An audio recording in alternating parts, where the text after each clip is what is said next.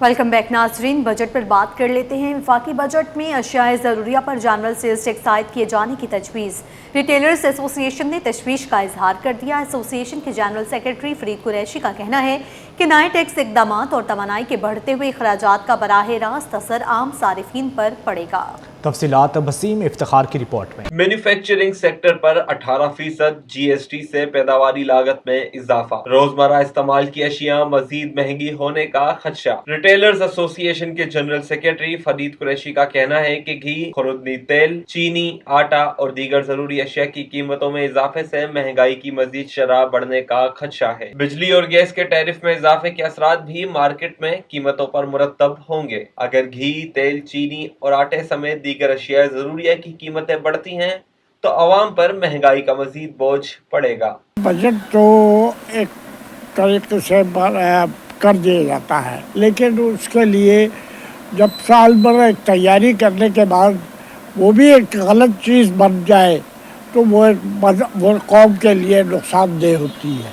इस पे महंगाई जितनी % बढ़ेगी उसका कोई लिमिट नहीं है। दूसरी जानिब शहरियों ने हुकूमत से मुतालबा किया कि आवाम पर मजीद माली बोझ डालने की बजाय हुक्मरान तबका अपनी मराहत में कमी करे। बढ़ती हुई महंगाई के बायस घरेलू अखराजात पूरे करना दिन ब दिन मुश्किल होता जा रहा है। इस बजट में क्या पहले भी नहीं थी वैसे तो, मतलब न कोई कुदरती आफत आई है, न कोई आसमानी बिजली गिरी है, न कोई आवाम के साथ कोई और ऐसे मतलब अनहोनी हुई है।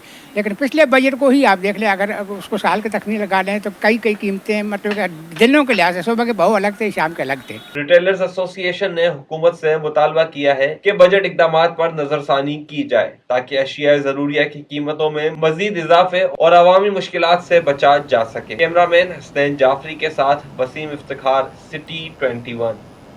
आगे बढ़े और आपको बताएं कि वज़ीर आज़म यूथ लैपटॉप स्कीम फ़ेज़ 4 के तहत कराची मेट्रोपॉलिटन यूनिवर्सिटी में लैपटॉप तकसीम की तकरीब मुनक्कद हुई, जहां गवर्नर सिंध निहाल हाशमी ने बतौर मेहमान ख़ुसूसी शिरकत की। तकरीब के दौरान 103 तलबा में लैपटॉप तकसीम किए गए। हुकाम के मुताबिक इक़दाम का मकसद नौजवानों को डिजिटल तालीम से हम आहंग करना है। राबिल सदीद की रिपोर्ट देखिए। लैपटॉप सिर्फ एक मशीन नहीं, नौजवानों के रोशन मुस्तकबिल की कुंजी है। कराची मेट्रोपॉलिटन यूनिवर्सिटी में लैपटॉप तकसीम करने की तकरीब से खिताब करते हुए गवर्नर सिंध निहाल हाशमी ने कहा कि आज का दौर टेक्नोलॉजी का दौर है। नौजवानों को जदीद उलूम और महारतों पर तवज्जो देना चाहिए। हमारे माशरे में बच्चों पर सिर्फ डॉक्टर्स या इंजीनियर बनने का दबाव डाला जाता है, हालांकि कामयाबी के बेशुमार रास्ते मौजूद है। मस्नूई ज़हानत समेत जदीद इजादात जिंदगी के हर शोबे को बदल रही हैं। पहली बार मैं जब इसको डीपली स्टडी की, प्राइम मिनिस्टर यूथ प्रोग्राम को, तो मैंने देखा कि गाइडलाइन है इसके अंदर। ये जो PMYP के पोर्टल है, डिजिटल हब, वो अगले 8-10 साल के लिए आपकी रहनुमाई कर रहा है। और हमारी एक नई चीज़ आ जाती है कि जी आप करवा दें, फ़ोन कर दें, हो जाएगा। भाई खुद भी तो कुछ करो।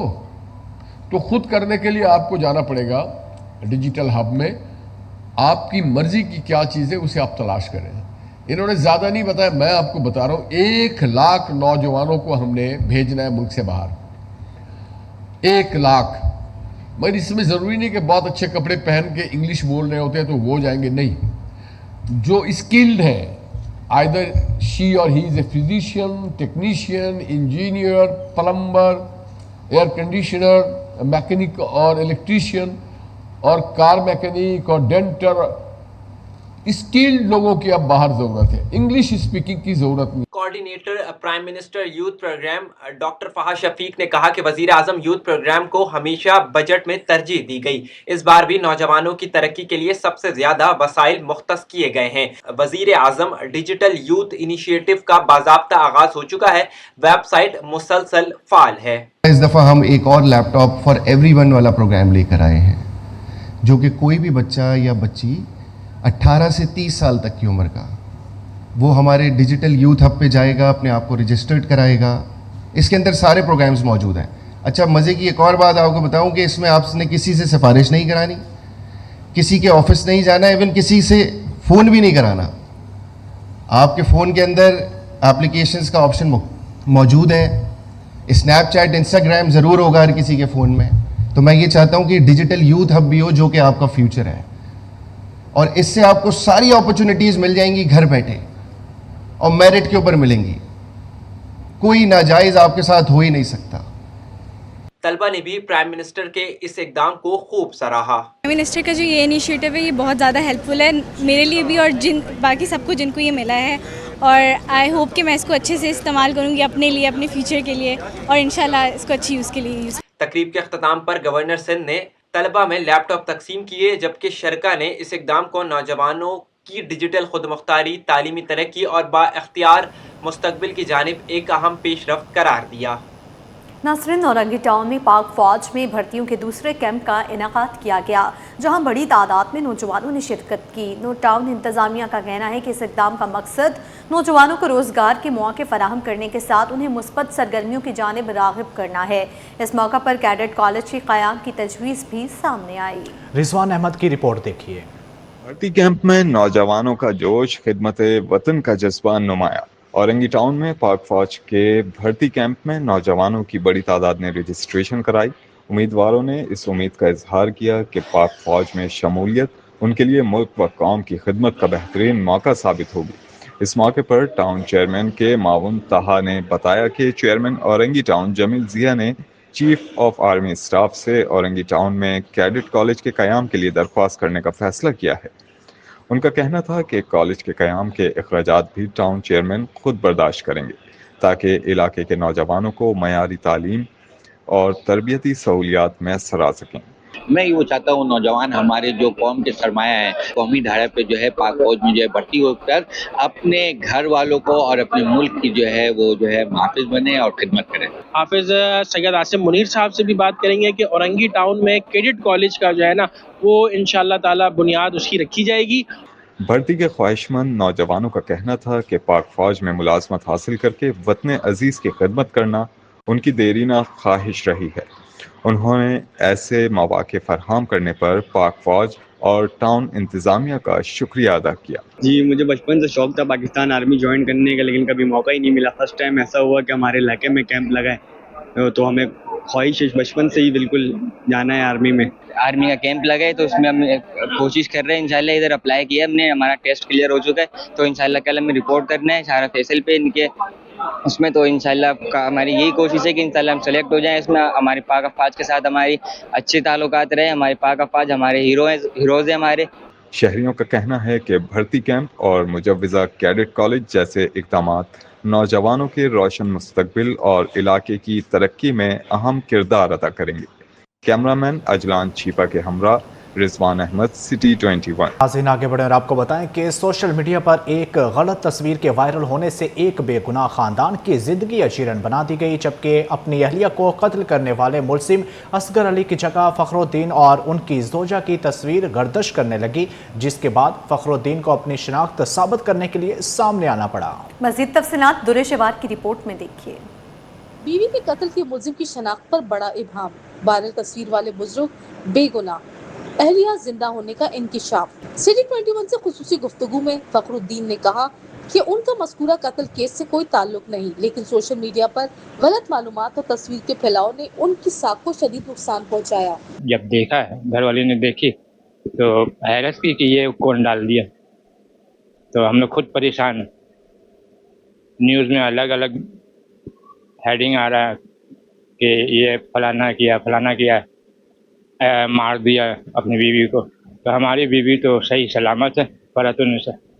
फखरुद्दीन की अहलिया ने बताया कि वीडियो वायरल होने के बाद रिश्तेदारों और जानने वालों की जानिब से मुसलसल फोन कॉल्स और पैगामात मौसूल हुए, जिनमें उनकी खैरियत दरियाफ्त की जाती रही। हमारी अपनी जिंदगी मुश्किल में है, अब लोगों ने मजीद मुझे मुश्किल में डाल दिया है, तो मुझे अपनी हुकूमत से भी और अपनी मीडिया से भी गुजारिश ये है कि आप कुछ ताउन कर सकते हैं हमारी जिंदगी के लिए तो वो करें, बदनाम ना करें हम। उन्होंने आवाम से अपील की कि गैर मुसद्दिका तस्वीर और मालूमात शेयर करने से गुरेज किया जाए, क्योंकि एक गलत पोस्ट किसी बेगुनाह शख्स और उसके खानदान को नाकाबिल तलाफी नुकसान पहुँचा सकती है। कैमरामैन शहरियार के साथ दुरेशवार, सिटी 21।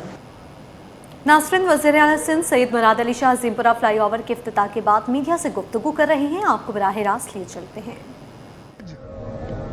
अभी मैं सीधा आ रहा हूँ सक्खर से, जहाँ पे सक्खर बराज के 44 गेट उनको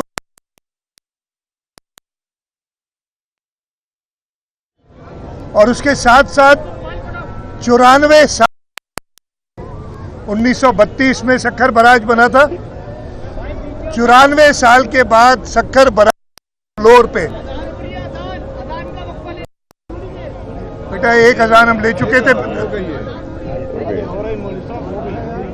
जी सही, एक अजान का हम कर चुके हैं वक्फा भाई। 94 साल के बाद जो सक्खर बराज का फ्लोर था उस पे कोई शख्स जमीन पे चला है, इसलिए कि वो पानी से भरा होता था। हमने दरिया का रुख थोड़ा मोड़ के फ्लोर को दोबारा इंस्पेक्ट किया। जहाँ खामियां थी तकरीबन 94 साल के बाद हुई, उनको पूरा किया। आज मैंने उसका इफ्तिताह किया।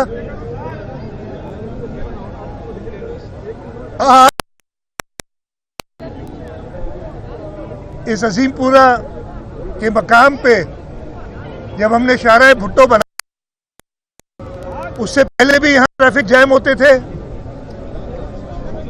और शाहराह भुट्टो बनाने के बाद जब यहाँ पे हमें एक फ्लाईओवर बनाना था, इस फ्लाईओवर का प्रोग्राम बनाया और वो 94 साल बाद सक्खर बराज के फ्लोर पे आज में चला। और 94 दिन बाद जब इसकी ग्राउंड ब्रेकिंग हुई थी, पूरे 94 दिन बाद गिन लीजिएगा, और 94 दिन पे कहा जाता है कि कराची में काम तेजी से नहीं होता। हाँ, मसाइल होते हैं, लेकिन ये काम करके हमने दिखा दिया कि आप इतने दिनों में, आप कहते थे जी फलानी जगह पे 100 दिन में ब्रिज मुकम्मल हो गया, तो मैंने मेयर को 100 दिन का टारगेट दिया था कि भाई ये बातें करते हैं तो 100 दिन में तुमने ये ब्रिज बना के देना है। और मैं इसी को mayor Murtaza Wahab, deputy mayor Salman Abdullah Murad, उन सबको मुबारकबाद देता हूँ। उसके साथ साथ हर उस शख्स को मुबारकबाद देता हूँ जिसने इस पुल को 94 दिन में 100 का टारगेट भी तोड़ दिया। वो जो था रिकॉर्ड, 94 दिन में ये पुल मुकम्मल किया।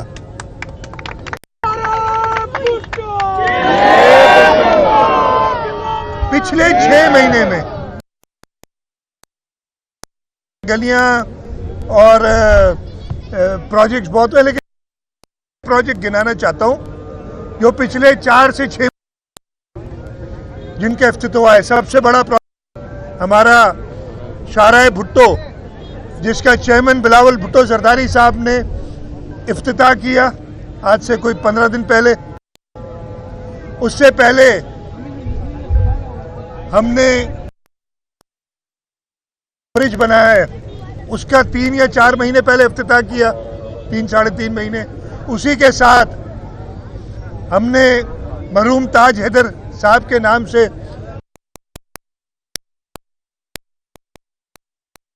किया। चौथा प्रोजेक्ट ये है, आपका एक ब्रिज हमने इब्राहिम जो वो भी 3 साढ़े 3 महीने में बना था, उसका इफ्तिताह किया कुछ, और मीना बाजार का अंडरपास, उसका भी इफ्तिताह हुआ। तो कराची मैं आपको 4 महीने में गिना सकता हूं जो कि मुकम्मल हुए हैं।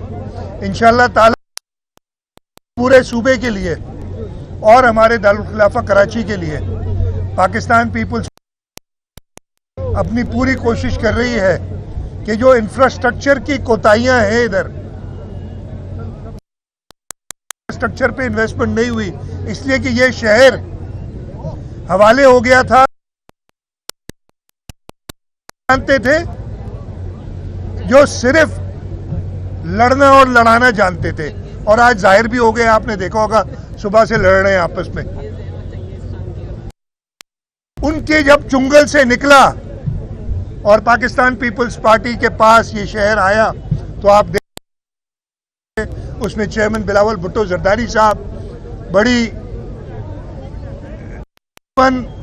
दूसरे तीसरे दिन हमें पूछते हैं, प्रेसिडेंट आसिफ अली जरदारी साहब पूछते हैं कि जी आपने जो मंसूबे हैं वो कहाँ पहुँच रहे हैं। और आज दोपहर को भी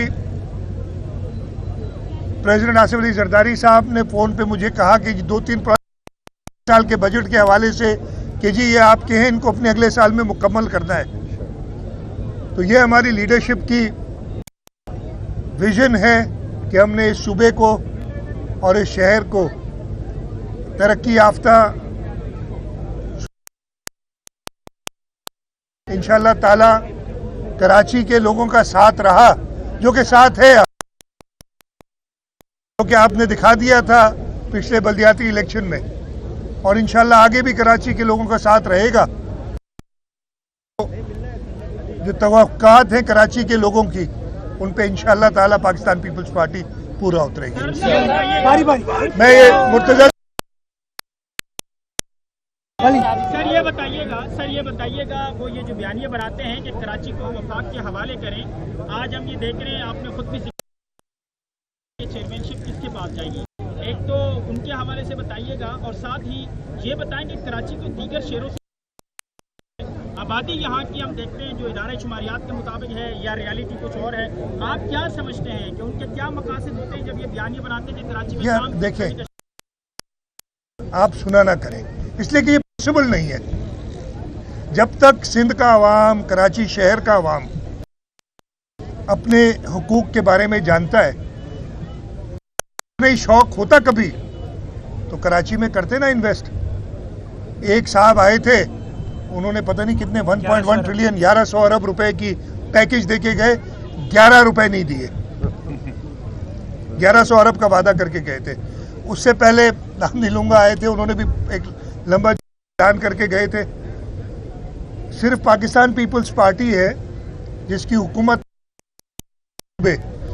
और इसमें हमने वफाक से नहीं, हमने आलमी इदारों से मदद ली। World Bank, Asian Development Bank इस शहर में कर रहा है, और वो पाकिस्तान पीपल्स पार्टी है करा रही है। तो ये जो बयानियां है ना, वो से भी नहीं निकला है और अंडे से निकलेगा भी नहीं। अच्छा सीएम साहब ये बता दीजिएगा, एक वफाकी बजट का इशू है, उसमें सिम के हवाले से कोई खास प्रोजेक्ट है, दूसरा पानी का बहुत बड़ा इशू है सिम में, दोनों बताता हूँ। पानी अरसा जो मैं बताता हूँ दोनों बताया गया उसके मुताबिक सीपे अक्सर हमारा बन नहीं पा रहा, पोर्ट होते हैं जहाँ पहले वहाँ सीपे बनाए जाते हैं, हैदराबाद। मैं बताता हूँ आपको, मैं बताता हूँ, तीनों सवाल के जवाब देता हूँ। देखिए, वफाक ने इस वक्त काफ़ी मुश्किलात थी। आपने देखा होगा कि वफाकी बजट जो पेश हुआ है, जो सिंध के प्रोजेक्ट्स वफाक जिनमें पैसे दे रही है, जो सिंध हुकूमत जिनको इम्प्लीमेंट कर रही है, उसमें 64 अरब रुपए दरकार थे। और अगर आप वफाकी बजट देखेंगे उनका PSDP, तो 64 अरब रुपए रखे गए हैं सिंध के प्रोजेक्ट्स के लिए। अब वो डिटेल्स आ रही है। पहली बात ये था आपका पानी के हवाले से। पानी के हवाले से अभी मैं सक्खर बराज से, जैसे मैंने बताया, होके आ रहा हूँ। इधर भी ये सवाल मुझसे हुआ था, और बड़ी अफसोस की बात है, और समझ से बालतर है ये बात। मैंने प्राइम मिनिस्टर साहब को जून के रिकॉर्ड दिया था। मैंने 9 जून को उनको खत लिखा था, 9 या 10 को, और मैंने उनको 10 जून को, मैंने 8 जून का उस वक्त तक डेटा मौजूद था हमारे पास, बताया कि दरियाओं में 2025 और 8 जून 2026 को कंपेयर किया था। 8 जून 2025 से 8 जून 2026 में दरियाए सिंध में भी पानी ज़्यादा है, दरिया पानी आए उस तारीख में झेलम में पानी भी ज़्यादा है, चनाब पे भी ज़्यादा है। हमारे जो रिजर्वॉयर्स हैं तरबेला, मंगला और चश्मा, उनमें भी पानी पिछले साल से ज़्यादा है। और पिछले साल सक्खर गुड्डू बराज पे अपस्ट्रीम 8 जून 2025 को 1 को वो पानी 75,000 क्यूसेक आ रहा था। तो ये समझ नहीं आ रही थी कि ये पानी जा कहाँ रहा है, क्या कर रहे हैं इसके साथ। उस खत के बाद हमारे की मीटिंग हुई। उधर पहले तो इरसा ने कॉन्टेस्ट किया कि नहीं जी ये नंबर गलत है। हमने कहा एक कि ये सिंध के वजीर आला ने और वजीर आबपाशी ने गलत आपको बताया। उन्होंने कहा अच्छा आप नंबर बता दो। जब उन्होंने नंबर लिखे उनके सामने ही मुझे पता चला हकीकत मीटिंग की, और जब टोटल किया तो वो पूरे 41% कमी थी। आज जो अपस्ट्रीम गुड्डू है वो 95,000 क्यूसिक हो गया है, यानी 20,000 क्यूसिक बढ़ा है, अभी भी कम है। हमें पानी की इस वक्त ज़रूरत है, इसलिए कि अगर आप बोएंगे अगला क्रॉप, चाहे वो कॉटन हो, राइस हो, तो उसके बाद पानी क्या करेगा जब सीज़न गुजर जाएगा। तो हमने वफाक से कहा हुआ है और उसको हम मॉनिटर कर रहे हैं, इंशाल्लाह ताला बनेगा। तीसरा सवाल था आपका, एक सेकंड, तीसरा सवाल था आपका सक्कर हैदराबाद मोटरवे के बारे में। इस साल 30 अरब रुपए रखे गए वफाक की तरफ से सक्कर हैदराबाद मोटरवे पे। अगर आप देखेंगे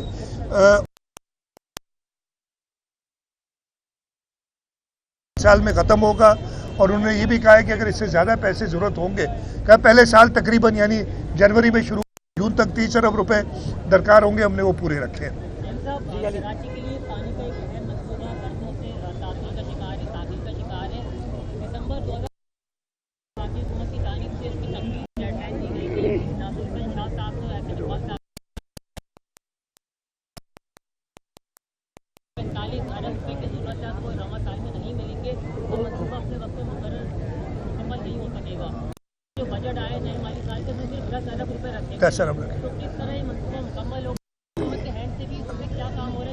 मैं बता देता हूँ आपको, इसके हमने रेस किया है इसलिए कि ये बहुत पुराना मंसूबा है, और जैसे आपने बिल्कुल दुरुस्त फरमाया है कि वापदा को इसको इस साल ख़त्म करने के लिए 45 अरब रुपए चाहिए और सिर्फ 10 अरब रुपए रखे गए।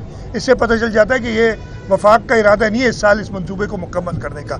जवाब वही देते हैं हमें कि ज़रूरत पड़ी तो पैसे डाल देंगे। हुकूमत सिंध तकरीबन 71 बिलियन है, कितना है, 77 अरब रुपए खुद खर्च है। वो वर्ल्ड बैंक से हमने रिपोर्ट लिए उस पर, और वो अभी इंशाल्लाह ताला जो उसका ऑगमेंटेशन का है वो प्रोक्योरमेंट शुरू हो रही है। लेकिन अगर ऑगमेंटेशन नहीं भी हुई, टाइमली ख़त्म नहीं भी, तो हमारे पास कैपेसिटी मौजूद है। कराची में शॉर्टेज तो है ना पानी की, आपको ही बताएंगे पानी की वो कैपेसिटी मौजूद है कि वो पानी जो 260 मिलियन गैलन एक्स्ट्रा इंशाल्लाह ताला आएगा K4 से, उसको हम इस्तेमाल कर सके। तो दोनों चीज़ों पे काम चल रहा है, ऑगमेंटेशन पे भी चल रहा है, और ये इंश्योर करना कि अगर 260 NGT पानी आता है तो हम अपने एग्जिस्टिंग सिस्टम में उसको ले सकें। तीसरी चीज़ एक और चीज़ भी है जो बहुत ज़रूरी है, इस पानी को 260 MGD को पानी को कराची को के लिए हमने पहले 2020 में, बल्कि उससे ही पहले 2017 में एक स्कीम दी थी वफाक को करने की। 2017 में वो स्कीम शुरू हुई। 2020 में जो शख्स इधर बैठा था, वफाक जमात थी, उन्होंने स्कीम ही उड़ा दी। 2023 में दोबारा हमने वो स्कीम डलवाई। उस स्कीम के लिए भी हमें वफाक से % वफाक दे रही है। अगले साल जो आएगा उसमें 5 अरब रुपए की ज़रूरत है, उसमें हमें वफाक से। उन्होंने सिर्फ 200 मिलियन रखे हैं। ये बात भी उनसे टेकअप की जा रही है कि वो दिसंबर में क्लोजर में कंप्लीट होना होता है, और अगर इस दिसंबर में नहीं हुआ, दिसंबर में होगा, तो इंशाल्लाह ताला वो हम लेने में कामयाब हो जाएंगे। वज़ीर आला सिंध सैयद मुराद अली शाह अजीमपुरा फ्लाईओवर के इफ्तिताह के बाद मीडिया से गुफ्तगू कर रहे हैं। वज़ीर आला सिंध मुराद अली शाह का कहना है वो सब ने कमरे, इसलिए कि पैसों की शदीद किल्लत है।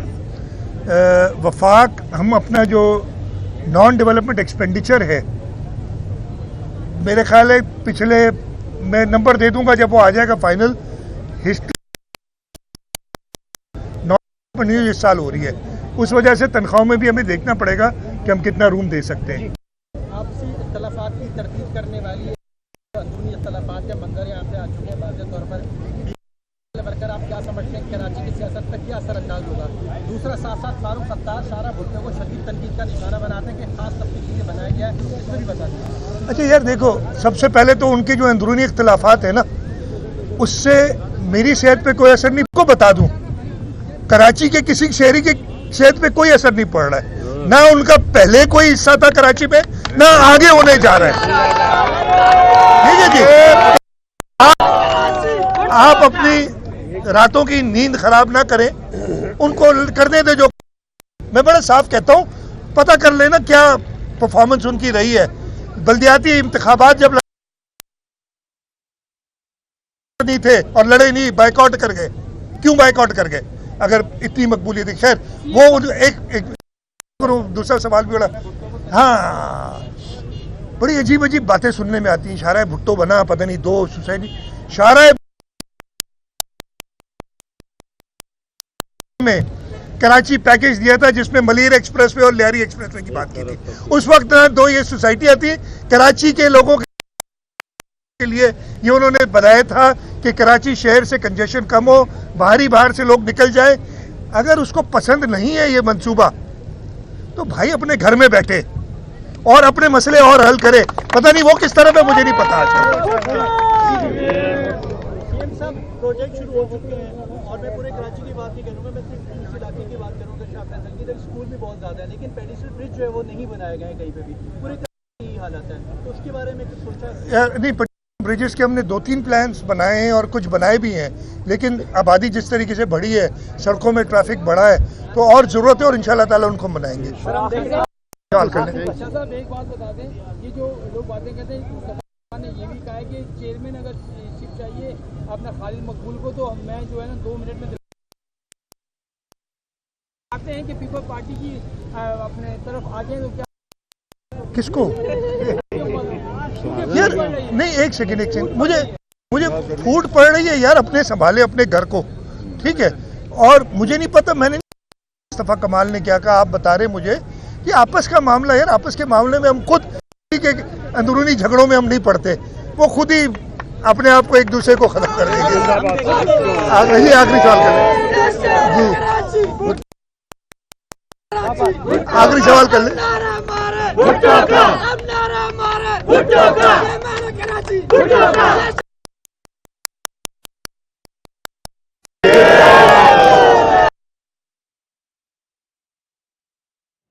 वज़ीर आला सिंध मुराद अली शाह मीडिया से गुफ्तगू कर रहे हैं। उन्होंने कहा है कि पहले यहाँ ट्रैफिक जैम होता था, आज 94 दिन में पुल तैयार करके इफ्तिताह कर रहे हैं।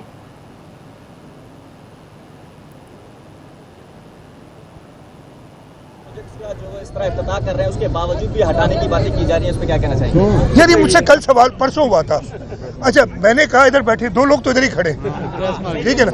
हाँ, उधर सवाल हुआ मुझसे, तो मैंने कहा यार कौन कर रहा है, क्या कर रहा है? तो उन्होंने 4 नाम लिए, फलाना फलाना फलाना। मैंने कहा यार अगर कोई और नाम लेते तो मैं शायद सोचता। ये 4 पाकिस्तान पीपल्स पार्टी के जियाले वर्कर है। ये पार्टी की लीडरशिप की आवाज पे लब्बैक कहने वाले हैं।